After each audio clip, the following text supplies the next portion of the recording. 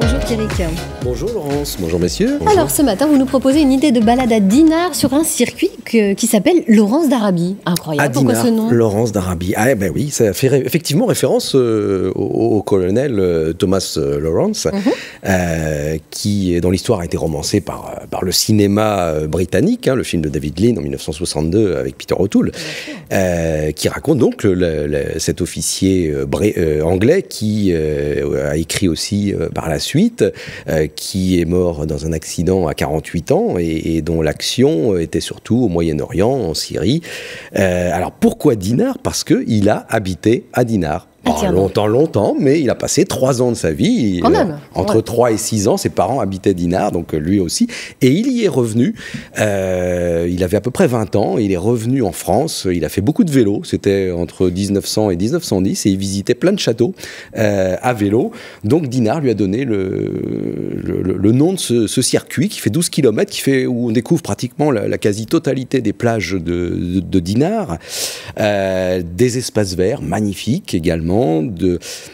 Et on va passer à un moment donné sur l'ancienne voie ferrée qui allait de Dinan à Dinard et qui aujourd'hui est devenue une très belle voie verte, régionale et même européenne, puisqu'elle fait partie du Tour de Manche. Irwan Le Gall a l'air de la connaître, cette voie verte, justement. Vous y êtes déjà allé?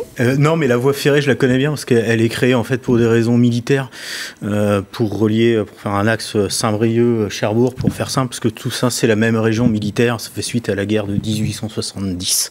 Voilà, c'est pour ça. Vous avez du lourd à côté de vous. Il connaît très très bien aussi. Alors c'est cette ancienne voie ferrée qui a contribué justement au développement de la station balnéaire de Dinard. Et oui, elle a été mise en service en fait en 1887, en effet. Elle a servi pendant un siècle, 100 ans. Et en 1887, eh bien, à Dinard, on est vraiment en plein développement des loisirs de mer. On est aussi en plein développement de Dinard comme villégiature internationale. Ça fait déjà à cette époque pratiquement 40 à 50 ans que la clientèle anglaise vient assez régulièrement. En 1859, c'est le premier établissement de bain de mer sur la plage de l'Écluse à Dinard. Et puis, tout de suite après, 1866, il y a le casino. Et 1873, l'arrivée d'un personnage qui va contribuer énormément au développement de la station balnéaire. C'est un riche aristocrate libanais qui s'appelle le comte Rochaïd Dada et qui va être un peu un mécène pour Dinard, qui va faciliter la création de nouvelles rues, de commerces de luxe, des halles et puis aussi de la gare. Alors, et évidemment, d'un certain nombre de villas, bien sûr. Extrêmement luxueuses. À Dinard, il y en a des magnifiques. Alors parmi ces villas luxueuses, il y en a une en particulier, on peut citer la villa des Roches-Brunes.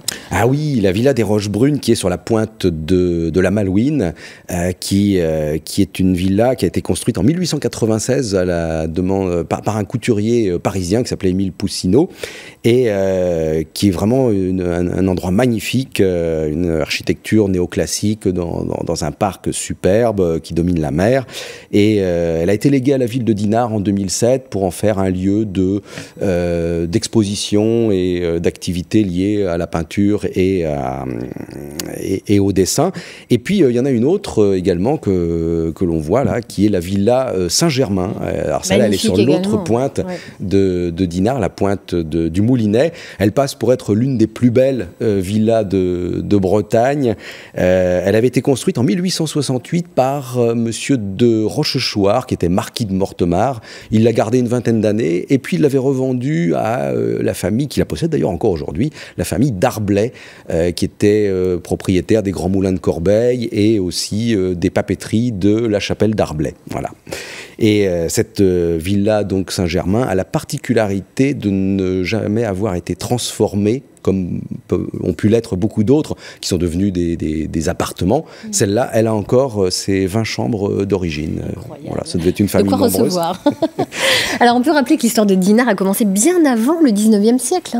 Ah oui, et ça, c'est un épisode de Dinard assez curieux d'ailleurs, puisque pendant 1500 ans, Dinard, ça s'appelait Saint-Énogat. Et un quartier de Dinard qui fait référence donc à cet évêque d'Alette au VIe siècle qui avait succédé à Saint-Malo, ça devait être le 4e ou le 5e évêque après Saint-Malo. Et Saint-Énogat était un village de pêcheurs pendant de très très longues années, pendant de nombreux siècles. On cultivait le lin, le chanvre, le sarrasin dans l'arrière-pays. C'était le chef-lieu de la paroisse, donc, dont la pointe s'appelait la pointe de Dinard. Mmh. Et puis en 1858, eh bien, le curé de Saint-Énogat, il a vu que se construisait juste à côté, s'élevait une nouvelle ville qui l'attirait beaucoup. Il a fait transférer le culte, le lieu de culte à Dinard, à la pointe de Dinard, et l'église de Saint-Énogat, pendant plusieurs années, elle était un petit peu en ruine, un peu abandonnée. 10 ans après, les habitants ont quand même demandé qu'elle soit rénovée et qu'on puisse renouveler le culte. Et puis quand on en a décidé de le recélébrer à cet endroit, eh bien l'évêché a dit ce sera une subdivision, une succursale de Dinard. C'est-à-dire qu'en 10 ans, en fait, on a effacé 1500 ans de Saint-Énogat. Incroyable. Merci beaucoup, Pierrick. Et puis, on a le plaisir de vous retrouver tous les jours pour vos escapades quotidiennes sur France Bleu Armorique. Vous nous rappelez la fréquence ? 103.1. 103.1. Merci infiniment.